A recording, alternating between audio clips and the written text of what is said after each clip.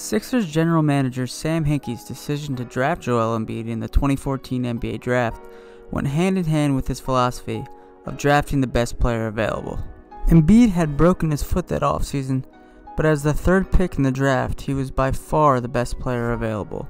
Some even speculate that he would have leapfrogged Andrew Wiggins and Jabari Parker in the draft had he been healthy. A big man with foot problems would have been too much of a liability for most teams to handle, but not the 2014-2015 Sixers. The two players they got out of the draft, Joel Embiid and Dario Saric, both didn't play for the Sixers for another 2 years, going in line with a tank in order to get high draft picks. While Embiid sat out and even had setbacks in his recovery, the criticism started to pile up.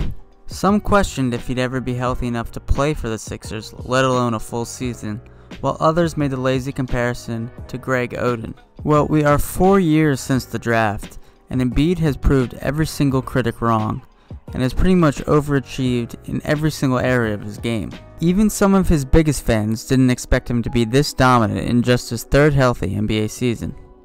And now the question is, can Joel Embiid actually win the MVP? The answer is yes, but it's going to be far from easy. First off, being a player in the Eastern Conference means that no voter is going to give you the benefit of the doubt. The West is just a much stronger, more competitive conference with much more stars. At the absolute very least, and I mean the absolute very least, the Sixers have to be at least the 3 seed this year for Embiid to get MVP looks, and even that may not be good enough. The addition of Jimmy Butler will definitely greatly benefit the Sixers in getting a top seed, but again, if they aren't a top 3 seed, Embiid will not win MVP. That's just a guarantee no matter how good his stats look. That is just the reality of the East right now, especially after LeBron has left. Now let's take a look at Embiid's incredible stat line so far to start the year. Embiid is top 5 in the NBA in points per game, rebounds per game, and blocks per game. No other player in the NBA is in more than 2 of the 6 major statistical categories. He is currently averaging 27.9 points per game, which is good for 3rd in today's league and is unprecedented for a center.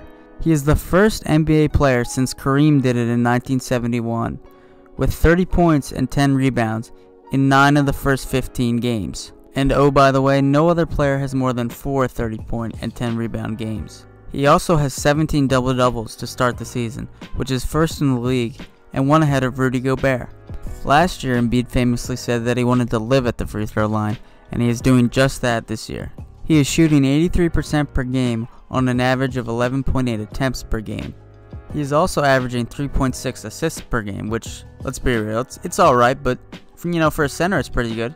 As far as I can tell, Marc Gasol is the only center ahead of him in that category.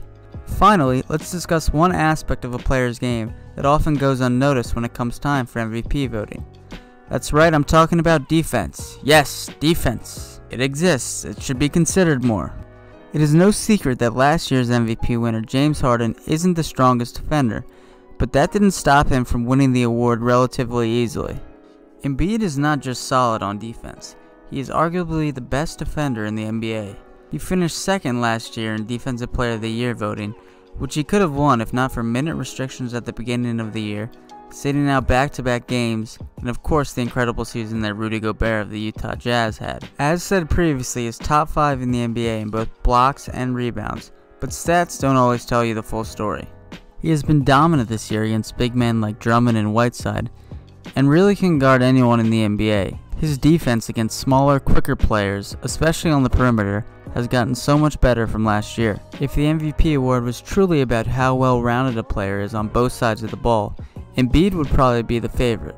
Unfortunately, MVP voting doesn't work that way. Embiid will have to work that much harder to stay in this conversation with guys like Giannis Antetokounmpo, Anthony Davis, Damian Lillard, LeBron, Stephen Curry, Kawhi, and even Kemba Walker. Yes, the MVP race this year is going to be very competitive, but Joel Embiid is in a very good spot right now. He just needs to keep producing, stay healthy, and the Sixers need to keep winning. And if all 3 of those things happen, you never know. Hope that you ain't mad, cause SS with the shit. 0126, air baby with the shit. ASS gang, you already fucking know. She said, let's go skin. I said, bitch, I don't do blow. No. Thinking that you poppin', but rapping, you really ass at it. As if I'm alright.